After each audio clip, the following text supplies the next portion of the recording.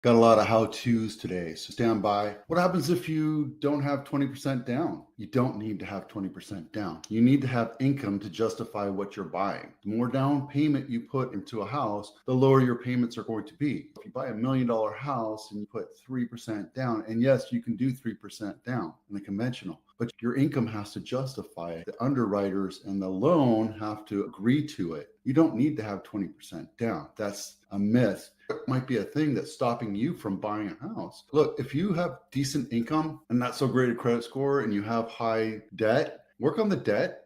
Let's get you in front of one of my lenders and we can go through a process of how can we get you into a house. It's not that difficult. And look, there's USDA and VA, which are 0% down, right? There's hard money, which you don't really want to do unless you're experienced in buying a house. The conventional loan, which is Fannie Mae and Freddie Mac, there you go. You don't need to have 20% down. You can go 15% down. You can go 5% down. You can do stuff that's a little different. When I first bought my first house, it was 80, 15, 5. I had 5% down. I had an 80% mortgage and a 15% second. And the second was like 150%. Ridiculous. But I got into a house and I didn't have the greatest credit because I was a kid. But it doesn't matter. Get into a house and your life will become economically locked to that date. You're never going to have to struggle for tenants' rights, being evicted, seeing your rent go up, shitty landlords, right? Get into a house. This is a great time to buy. I know affordability sucks right now, but there's just not a lot of homes. Don't buy the house that's brand new on market. Look for the houses that have been on market, price reduced, have something wrong with it. You're a first-time buyer. You're not going to get the I love me, this is my forever house. Just understand, especially in the Silicon Valley, unless you have help. 20% down, here it goes through. It's typical, today's typical down payment is common misconception that buyers have to have 20% down. The typical down payment size first-time buyers has ranged from 6 to 9% since 2018. Not everybody has $400,000 to put down on a $2 million house. I get it. It should not stop you. So don't let that be an excuse. Where's the money coming from? Most first-time buyers rely on savings to fund their own down payments. 1 in 4 use gifts or loans from family members. 7% use their inheritance, which is a record high. Right now, I'm setting my children up so that they have homes for when I'm dead. They're very young, so I'm structuring it so that they have a nest egg. Are they going to have their forever home? No, they're going to have at least a nice little down payment so that they can move on with their lives and not have to struggle as renters. And they get economically locked into today because in 20 years, this house is going to be worth $4 million.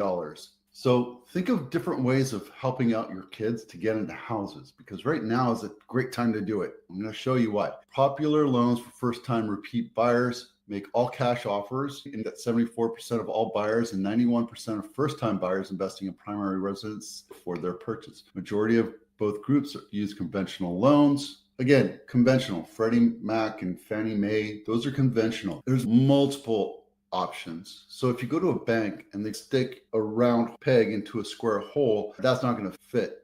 The best thing for you to do is talk to a loan broker. And I have 3 of them you can talk to. Happy to share them with you. I don't get anything from it other than knowing that I'm helping you. Okay. Can you withdraw an offer on a house? Yes. Caveat, right? You can put an offer on a house until the seller accepts that offer. You're not in contract. So you can withdraw that offer anytime until that seller accepts an offer. Okay. Let's go a little bit deeper into that. What happens if the seller counters it? You're still not in contract until you accept it. You can go back and forth until everything is just right for both parties. Most times today, when the market's hot and there's 50 offers on one house, you can just say, this is what I want, take it or leave it. And then ultimately somebody's going to take it. Are you in contract to buy? Not until everybody has agreed to all the terms. Right? There's the purchase price, close date, down payment, contingencies, who's going to move out when, who's going to move in when, who's going to do repairs, that kind of stuff. These all have to be fettered out. You know, when you're doing it with a FSBO, they're like, this is as is, you're taking this house as it is. With an agent, you can negotiate little pieces back up. So let's just say that counter offer dance is done and everybody's in contract. If your agent's good, you have a contingency somewhere to make sure that you're protected a little bit. You have a loan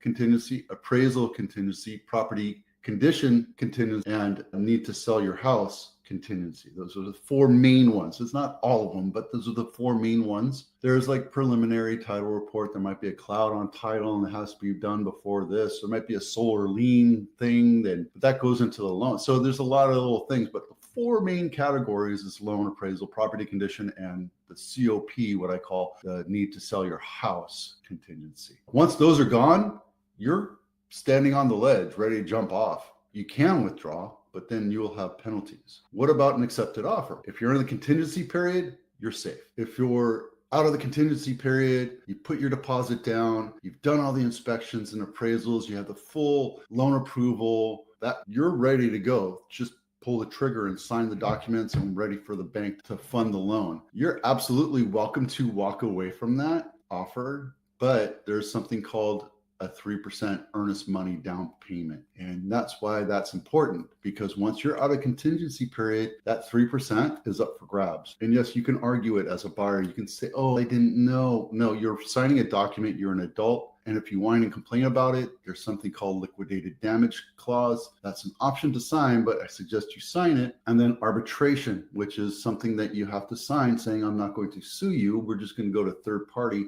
non-binding arbitrator and have our case heard from both sides. Yes, we have buyers that have buyer's remorse and all of a sudden they need one thing to pull them out of the thing. And yeah, absolutely. There's always a way to get out of it. But we're talking about good faith. We're talking about adults writing and accepting contractual agreements to purchase million-dollar homes, multi-million-dollar homes. And if you're a mamby-pamby buyer, shame on you. You should not be in that world. Shame on you. How dare! The point is, if you're going to buy a house, understand, no house is perfect. No house is perfectly square, plumb, level, ever. It's going to be cracks and creaks and different things. They're just not perfect in any house. I don't care if you buy a brand new or if it's 50, 60 years old, or especially if it's 100 years old. Nothing is going to be perfect. So just understand that. So what happens if you walk away from an offer and there's no contingencies? You stand to lose that 3% earnest money deposit. That's why that 3% is important.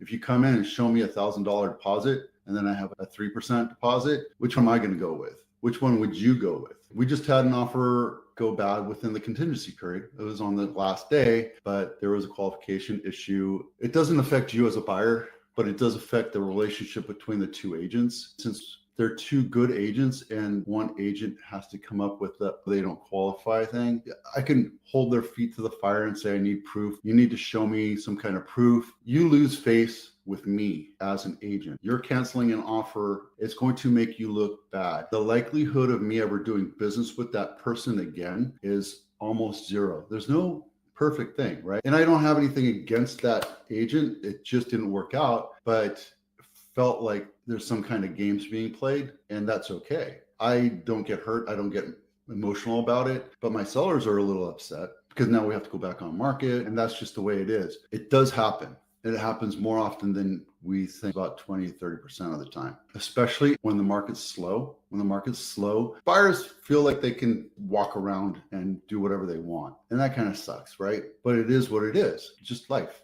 So there you go. This is Santa Clara County Luxury Home of the Week, Waverly Street, $18 million.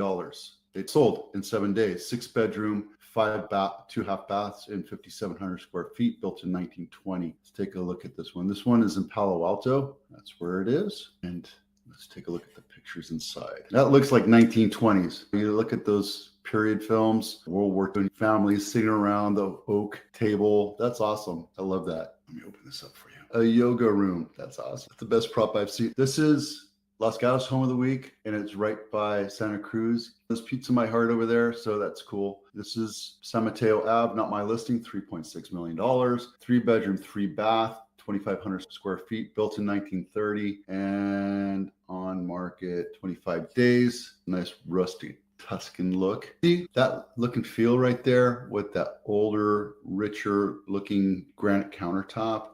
That really fits in the setting of this house. 3,500 square feet, I guess you could have a little wine tasting room. That would make sense. Nice. Yeah, that's a pretty house. I like that. And then, what is this? This is list price decrease of the week. We've had 304 so far. That's 23% of the entire active listing population right now. And I picked this one randomly. This one is in Blossom Valley, Calle Verde. It's been on market 95 days, 3-bedroom, 2.5 bath, 1,940 square feet. It's priced at 1.45 right now, down 105,000. I wonder if this one has HO. So this one's vacant, but it's a 3-bedroom. Here's the thing, right? I think more and more people are looking for 4-bedroom plus. Look, I just bought my mom and dad a 3-bedroom. That's for the two of them. One wants to have an office, and the other one has a spare bedroom, and then the office has a bed, but it's mostly for the purpose of that is that they can have their family come, my Filipino family and my European family can visit and have a place to stay. My aunt can visit for as long as she can handle it. Love my parents,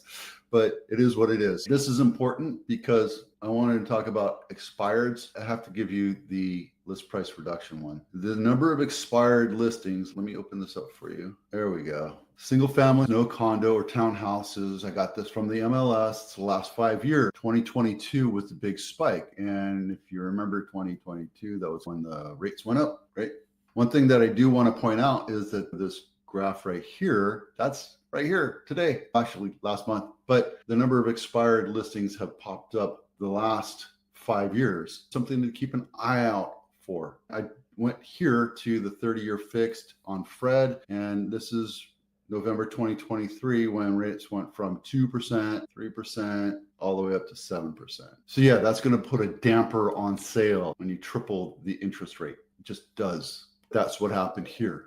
And look, right afterwards, everything calmed down and everything started chittering up. This is not concerning, but it's something to keep an eye out for. Just keep an eye out on expired listings, and we'll go through this exercise every couple months. What this could mean is if this starts to trickle up, that means there's lack of confidence in the market, the economy, not just real estate, but the